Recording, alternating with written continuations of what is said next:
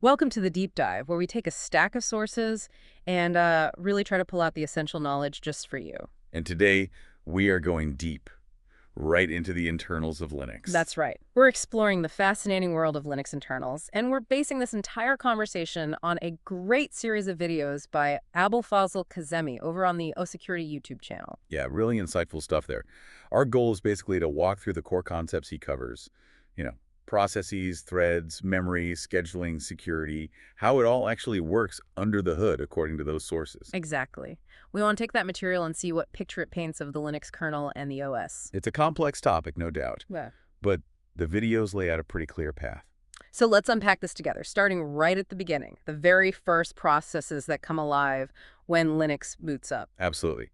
The sources kick off by highlighting two really fundamental ones. First up, PID1. That's typically systemed on modern systems. Right, and the sources make a strong point that you can trace almost any user space process back to systemed. It's like the ultimate ancestor. It really is. And its role is critical today, managing services, sorting out dependencies between them, handling notifications to trigger actions. It's central, It's the big coordinator for everything happening outside the kernel, basically. pretty much. And then usually right next door at PID2, you've got Tthread. Ah, the kernel thread creator? Exactly. This is the designated parent for most of the kernel's own background threads. The sources describe it as running in this sort of infinite loop, just waiting to spawn new kernel threads based on requests from an internal list. So you've got system spawning user stuff and nathread spawning kernel stuff, a clear division right from the start. Yeah, and this points to something else the sources emphasize. Linux maintains a very, very strict parent-child hierarchy for all tasks. Nothing just pops into existence randomly. It always has a parent, tracing back eventually to PID1 or PID2. That structure is fundamental. And the sources even touch on what happens if things go badly wrong early on, like if the kernel just cannot mount the root file system during boot, That sounds like game over. pretty much. That leads to a kernel panic, Yeah. which is, the Linux version of the Windows blue screen of death. A total system halt shows how vital those initial steps are. Okay, so let's follow that Cathred path. The sources really opened my eyes to just how much work the kernel does in the background using these dedicated kernel threads. Oh, definitely. You can often see them running in tools like htop, although sometimes you need to tweak the settings to make them visible. They aren't hidden, just maybe filtered out by default. Right. And the videos walk through several examples of what they do, like migration threads. Their job is basically load balancing for CPUs, right? Moving tasks between cores to keep things efficient. Exactly. Then there's Quarker. The sources call this the kernel's general workhorse. Okay, what kind of work? Asynchronous stuff. Tasks triggered by events like timers going off, or I/O finishing, or interrupts needing follow-up work that's too complex or slow for the immediate interrupt handler. These tasks get queued up in work queues, and Quarker threads process them. So like a deferred task processor for the kernel makes sense. What about compact? Compact deals with memory fragmentation. Physical RAM can get broken up into small, unusable chunks over time. Right, making it hard to find big enough blocks when needed. Precisely. So compact shuffles memory pages around in the background, trying to consolidate free space into larger, contiguous blocks. It's all about improving allocation performance later on. NKSMBD, the kernel same page merging daemon. That sounds interesting. Yeah, this one's especially relevant for virtualization, like with KVM. Imagine you have 10 virtual machines running the same Linux distribution. They'd have lots of identical memory pages, right? Like the kernel code, standard libraries. Exactly. KSMBD scans physical memory, finds these identical pages shared across different VMs, and merges them. It keeps only one physical copy and maps all the VMs to it, using copy on write. So if one VM writes to that page, it gets its own unique copy back. Yep. But until then, you save a ton of physical RAM. The sources mention you can even tune how aggressively it works via syskernelm keyism. Pretty clever. That is clever. Yeah. And finally, they mention swap shrink. Right, this is part of the swap feature. Instead of immediately writing memory pages that need to be swapped out to the slow swap disk. It tries to compress them first. Exactly. It compresses them and keeps them in a special compressed cache and RAM. Swap shrink is the kernel thread that manages this cache, shrinking it if needed. So it's a trade-off. You use more CPU cycles for compression, decompression. But you potentially avoid much slower disk I/O if you need that page again soon. It's a bet that keeping it compressed in RAM is faster overall. That really highlights a core theme, doesn't it? These internal mechanisms are often about managing trade-offs, CPU versus I/O, memory usage versus speed. Absolutely. The sources implicitly show these design choices again and again. Okay, this next point from the videos was a bit of a mind bender for me regarding how Linux actually creates processes and threads. Ah, you mean the clone system call? Yeah, the sources reveal that both user space processes and threads are fundamentally made using the exact same kernel mechanism. Clone. This is such a crucial insight. The kernel doesn't really have separate create process and create thread operations internally. It's all just clone.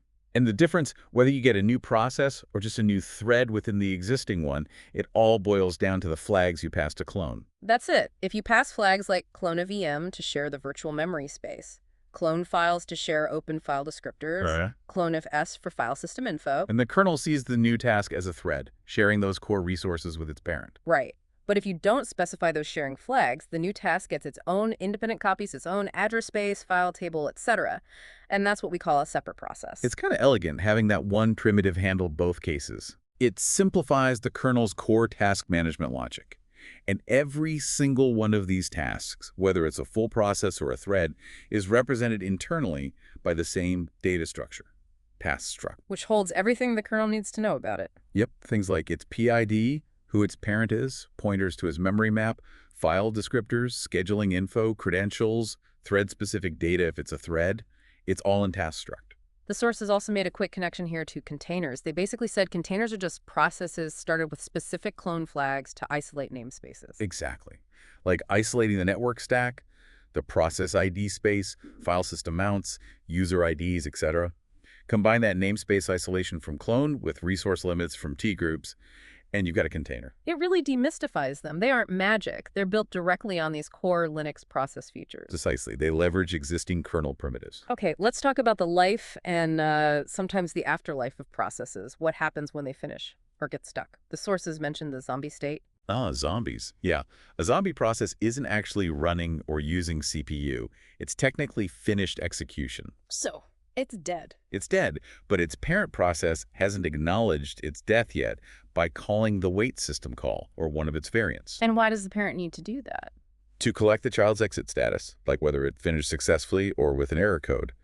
Until the parent calls wait, the kernel has to keep the child's entry in the process table, holding onto that exit status and basic metadata. So the zombie itself isn't consuming resources except for that slot in the PID table. Pretty much. The main issue is that it occupies a PID, and PIDs are a finite resource. If you had tons of zombies, you could theoretically run out of PIDs. That sounds bad. What if the parent process dies before calling wait on its zombie children? Are they stuck as zombies forever? Thankfully, no. This is where PID-1 system steps in again. The sources explain that system automatically adopts any orphan processes, including zombies whose original parent died. And system then calls wait. Yes, exactly. System performs the cleanup duty, collecting the exit status and allowing the kernel to finally remove the zombie's PID entry. It's the system's safety net against zombie accumulation. The videos illustrated this with the classic fork and wait examples. Good old system, the zombie janitor. You could say that. All right, so we have all these processes and threads, potentially hundreds or thousands, all wanting CPU time. How does the kernel juggle them all? That brings us to the scheduler. Right. The scheduler's fundamental job is to decide which task gets to run on which CPU core and for how long. The goal is efficiency and fairness, trying to balance different types of tasks. Like CPU-bound tasks that just crunch numbers versus I/O-bound tasks that spend lots of time waiting for disk or network. Exactly. Linux scheduling, according to the sources, revolves around two main parameters for each task: its scheduling policy, or class, and its priority. Priority, that's related to the nice value, right? Yes, you can influence priority using the nice command when starting a process, or renice for one that's already running. The standard nice value goes from natagrid 20 to plus 19. And the counterintuitive part, the sources highlighted. A higher nice value means lower priority. Correct. A nice value of plus 19 means the process is being very nice to others, yielding the CPU more readily. Negative 20 is the highest priority, least nice. They showed changing this in HTOP and seeing the priority value update. Gets me every time. Okay, so priority is one factor. What about the scheduling classes or policies? Linux supports different classes for different needs. There are real-time classes, SHIT-FIFO, first in, first out, SHIT-ER, round robin, and SED deadline. These are for tasks that absolutely need to meet timing constraints. Though real-time here just means predictable timing within a defined window, not necessarily instantaneous. Exactly. Predictability is key for those. Then you have the non-real-time classes. The main one is Ship Builder, which is the default policy using the Completely Fair Scheduler, or CFS. CFS tries to give everyone a fair slice of CPU based on their priority. That's the idea. There's also say batch for non-interactive batch jobs, and Skididdle for really low-priority stuff. The sources also noted that these scheduling settings are inherited by child processes. And you can inspect them. Yep, using tools like say-teeps, or by looking directly at the procbin sed file for a process. The task struct keeps track of all this, and the kernel might even dynamically boost priorities temporarily in some situations. Okay, switching gears to security. Given everything a process could potentially do, how does Linux try to contain them? Sandboxing is a key concept the sources discussed. Right. Sandboxing is all about isolation, limiting a process so it only has access to the resources and permissions it absolutely needs to do its job. It's the principle of least privilege in action. Why is that so important? Well, for one, software inevitably has bugs, some of which are security vulnerabilities. Sandboxing limits the damage an exploited process can do. It also helps prevent resource exhaustion, like one process hogging all the CPU or network bandwidth, which is relevant for things like DDoS prevention. And the tools for this. We mentioned namespaces and C groups earlier, which are fundamental for containers and general isolation. Definitely. But the sources went deeper into a more granular mechanism, SecComp, which stands for Secure Computing. This lets you filter system calls. Precisely. SecComp allows you to define a policy for a process that dictates exactly which system calls it's allowed to make. Remember, system calls are the way processes interact with the kernel to do anything interesting: open files, send network packets, create new processes. So if my process only needs to read and write files, I can use seccomp to block it from making, say, networking system calls. Exactly. If it tries to make a forbidden call, the kernel steps in. The sources explain the kernel can take various actions based on the seccomp policy. Kill the process, kill just the offending thread, send it a signal, return an error code like E/m, permission denied, or just log the attempt. Logging sounds useful for debugging or monitoring suspicious activity. Where do those logs go? Often to the system audit log, which tools like Audit can read. And how do you set up these seccomp rules? Is it complicated? It can be done programmatically from within the application itself, using the seccomp system call, or libraries like libseccomp. But the sources also showed simpler declarative ways, especially using systemed. Oh, like in Yeah. a service unit file. Yeah, you could specify lists of allowed or blocked system calls right in the unit file, or use the systemed run command with specific options.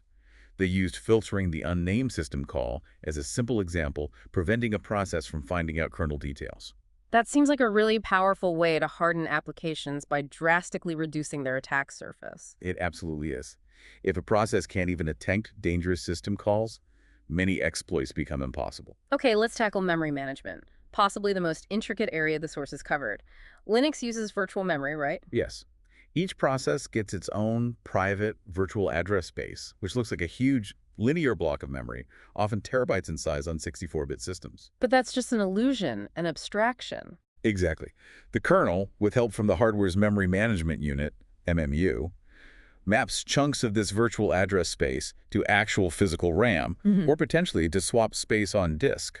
And this gives us process isolation. One process can't just peek into another's memory and lets us run programs bigger than physical RAM. Right. And the mapping isn't done byte by byte. It happens in fixed-size chunks.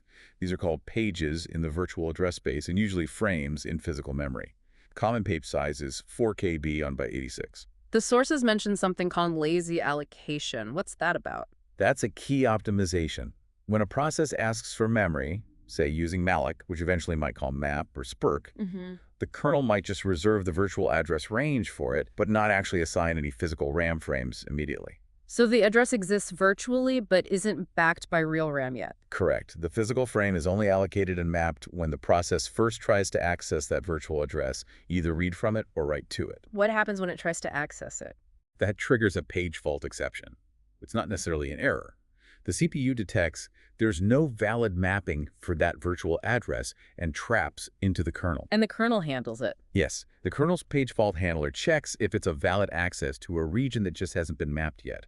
If so, it finds a free physical frame. Maybe it has to kick another page out to swap space first, updates the page tables to map the virtual page to the physical frame, and then resumes the process's instruction. Ah, so the fault triggers the actual physical allocation on demand. The sources had a cool kernel module example showing this, right? Yeah, they showed how just doing a memset on a virtually allocated buffer caused a series of minor page faults as each page was touched and physically mapped for the first time. They also mentioned physical memory zones like DMA, low mem, high mem. Are these for protection? Not primarily protection, no. They're more about hardware limitations or characteristics. For example, some older devices could only perform direct memory access, DMA, to certain lower physical addresses. KMalloc in the kernel often defaults to allocating from zone normal or zone May32, low mem. You can see the zone breakdown in proxzone info, or the physical ranges in Ah, Procyon. and the kernel itself needs memory. Does it use malloc? No, the kernel has its own allocators. The sources mention KMalloc and mevalloc as two main ones. KMalloc is generally preferred as it allocates physically contiguous memory, which is often required or performs better for hardware interaction. But it has size limits and alignment requirements. And malloc. Kowalik allocates memory that is only guaranteed to be virtually contiguous. The underlying physical frames might be scattered all over RAM. It's useful for large software-only buffers where physical continuity doesn't matter. Kernel allocations also use flags like GFP kernel, can sleep wait for memory, or GF atomic, must not sleep, for interrupt handlers. Wow, so many layers. The sources even showed using debuggers like GDB or QEMU to inspect physical memory addresses and see how they map to virtual ones. It relies on complex subsystems like the buddy allocator and slab allocator for efficiency. It's an incredibly sophisticated system honed over decades. Okay, with all this going on, how can we actually observe the kernel in action? The sources introduced iftrace as a powerful tool for this. Right. Ftrace is Linux's built-in kernel tracing framework. It's surprisingly powerful and accessible through a special file system, usually mounted at 6 kernel tracing. So you interact with it by reading and writing to files in that directory? Exactly. Mm-hmm. You write to files like current tracer to choose the type of tracing on to enable disable it, set trace filter to trace only specific functions, or set crsepid to trace only a specific process. The trace output usually appears in a file called trace. What kind of tracers did the sources highlight? Two main function-based ones were demonstrated, function and function graph. The function tracer just logs the entry and exit of traced kernel functions. Simple, but useful. And function graph. That one's much more detailed. It shows the call graph structure, which function calls, and it includes timing information, showing how long was spent inside each function and its children. It gives you a visual flow, almost like a profile. They showed tracing a system call like read with it. Yeah, it was a great example. You could see the initial sysread call, then it calling into the virtual file system layer like vssread, maybe down into the specific file system's read function and so on. Oh. Really shows the execution path through the kernel layers. Can you filter out noise, like common functions you don't care about? Yes, there's setTrace senotrace and setGraphNoTrace to exclude specific functions. And Tracy options lets you control things like whether to trace children created via function fork, or capture stack traces. Beyond tracing function calls, the sources mentioned Bramprace can also do event tracing. How is that different? Event tracing hooks into predefined trace points within kernel code, marking specific events like a system call entry exit, a network packet being processed, a scheduler decision, and interrupt firing. Okay, so it's tied to specific occurrences rather than just function boundaries. Right. And the key difference the sources highlighted is that event traces often include valuable contextual parameters. Like what? For a syscall event, it might show the syscall number and its arguments. For a network packet event, it might show packet size or protocol details. Function tracing usually just tells you the function ran. Event tracing tells you why or with what data. They showed tracing network events and seeing details about packet buffers. You control this via the kernel tracing events directory. That parameter data sounds incredibly useful for debugging specific problems. It really is. It gives much deeper insight. Finally, the sources gave a quick peek at something even more modern and flexible for kernel observation. eBPF. Yes, eBPF, the Extended Berkeley Packet Filter. It's a huge deal in Linux observability and networking these days. It basically lets you run small sandbox programs inside the kernel itself. Without recompiling the kernel or loading potentially risky modules. Exactly. You attach these eBPF programs to various hooks, syscalls, kernel functions, kprobes, trace points, network interfaces, and they can collect data, modify behavior, or make decisions right there in the kernel path, safely. And the sources introduced a tool to make using eBPF easier. They mentioned BPF Trace. It's a high-level tracing language and tool that simplifies writing and running common eBPF scripts from the command line. What kind of things did they show with BPF trace? Some basic but powerful examples, like tracing every time the openat system call happens, showing the file name being opened, or creating a quick histogram of read sizes for a specific process to understand its I/O patterns. It lets you ask very specific questions about system behavior dynamically. It sounds like a very powerful and less intrusive way to get insights compared to modifying code or even sometimes sweep It's trace. incredibly flexible, yeah. A lot of modern monitoring and security tools are built on eBPF now. Wow. Okay, we have covered a lot of ground here, navigating from the initial boot processes right through scheduling, memory, security, and deep into kernel tracing, all guided by those OS security videos from Abul Fazl Kazemi. We really have. From system and thread through clone and task struct, zombie processes, scheduling policies, seccomp sandboxing, the intricacies of virtual memory and page faults, up to frit trace and eBPF. It paints a detailed picture. And understanding these internals, even at this level, it's not just trivia, is it? It feels like it equips you to better diagnose performance bottlenecks, understand security alerts, maybe even write code that works more harmoniously with the OS. Absolutely. Knowing what's happening under the hood provides invaluable context for anyone working seriously with Linux. It shows the complexity, but also the elegance and robustness of the design. So for you listening, hopefully this deep dive gives you a richer appreciation for what's going on every time you interact with the Linux system. It's this incredible dynamic orchestration managed by the kernel. And it really makes you think. With all these layers, abstractions, and constant activity, how does it all hang together so well most of the time? What other layers of complexity or clever optimizations are still hidden, perhaps even beyond what tools like ftrace or eBPF can easily reveal? What subtle interactions shape the system's behavior in ways we haven't even considered? That's a great thought to leave things on. There's always more to explore. Until next time, keep digging.